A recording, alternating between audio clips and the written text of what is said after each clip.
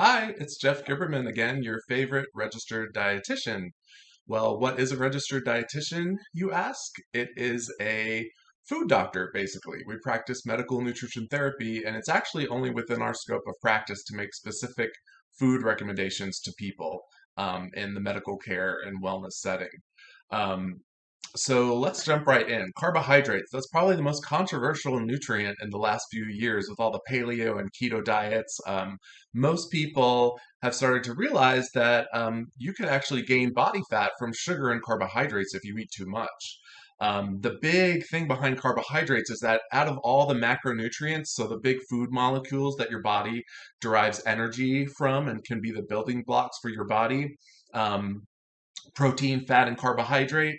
Carbohydrates in particular raise insulin really high when you eat them. So, insulin is a hormone that your body releases from the pancreas depending on how much carbohydrate or sugars that you've had. If you have too much carbohydrate at a meal, well, now your body turns into fat storing mode, which can be detrimental if you're trying to lose weight.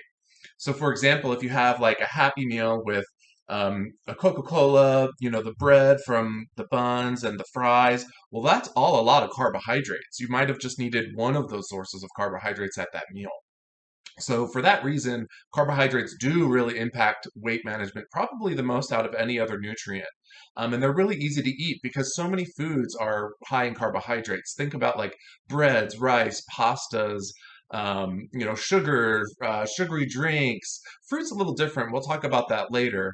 But fruit juices are definitely high in sugar, just like soda, and can release just as much insulin as soda. So you want to be careful when it comes to choosing different kind of fruit juices or how much you might have in a day. So what types of foods have carbohydrates? So there's simple carbohydrates and complex carbohydrates. So simple carbohydrates are broken down, which is basically sugar. Sugar is kind of like jet fuel for the human body, which means we don't really need too much of it at once. There are sugars naturally in foods like fruits, which again we'll talk about in a little bit. But the complex carbohydrates means that they're slower to break down. So think about things like pretzels or breads or pastas or rice. Those foods are complex carbohydrates, which are thought of as a little healthier than pure sugar. Um, Complex carbohydrates are really important for athletes. Your body stores carbohydrates in your muscles for energy.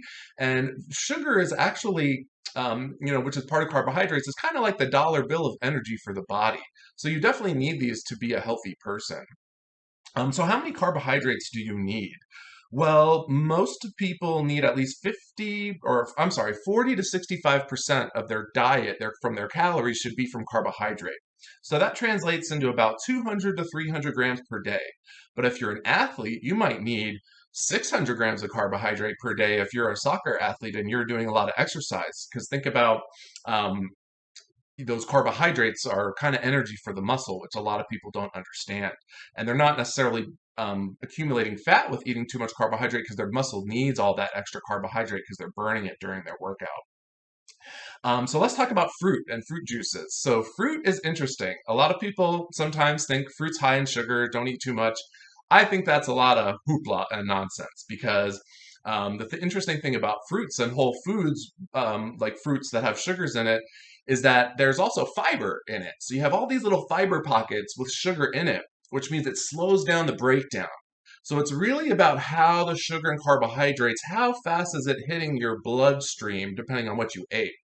For example, if you eat some carbohydrates and too much just by itself, well, your body's going to spike that insulin and probably turn those carbohydrates into fat.